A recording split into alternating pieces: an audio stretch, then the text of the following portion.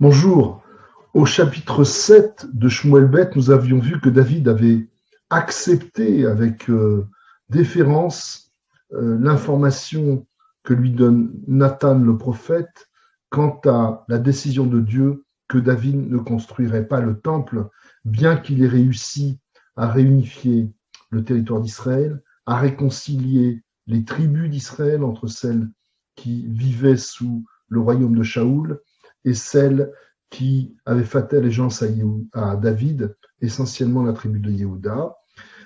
Jérusalem avait été donc nommée comme capitale en quelque sorte de ce nouveau royaume réunifié, et David avait donc rapporté l'arche d'alliance à Jérusalem, mais Nathan lui avait appris que David aurait l'un de ses descendants qui, lui, construirait le temple, bien que David est très aimé de Dieu. D'ailleurs, le mot David veut dire bien-aimé.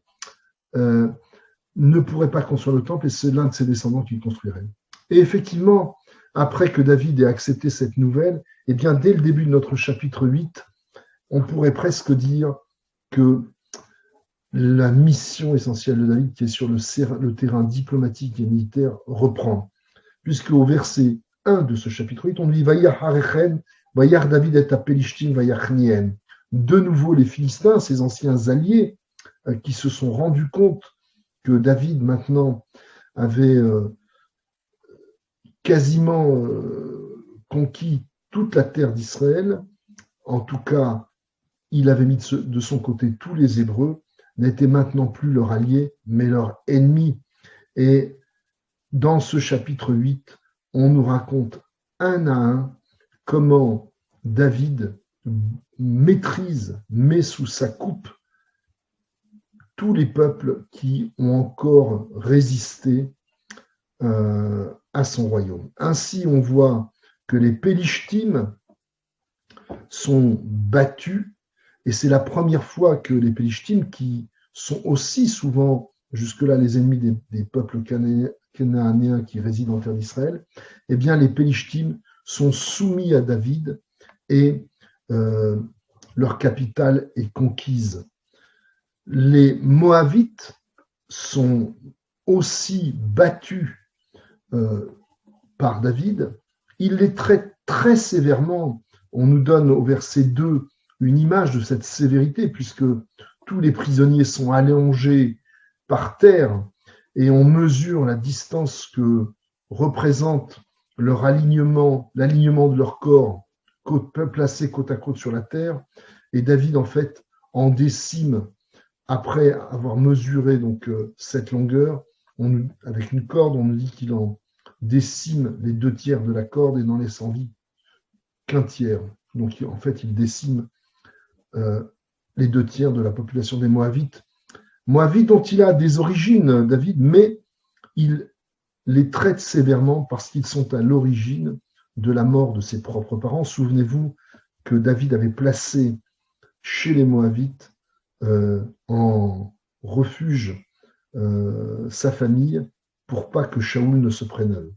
Ensuite, eh bien, il ne va pas mieux du roi Hadad-Ezer, qui est situé complètement au nord d'Israël, à Tsuba, on dirait aujourd'hui à Alep.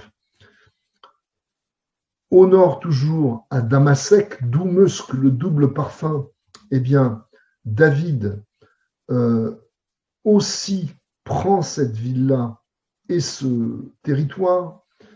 Tout le monde est sous la coupe de David et lui paye l'impôt. On pourrait dire que du statut de royaume, David a dorénavant un empire qui va très loin, on pourrait presque dire, de l'Égypte jusqu'à, j'allais dire l'Irak, bon l'Irak n'existait pas, mais en tout cas jusqu'au Babel.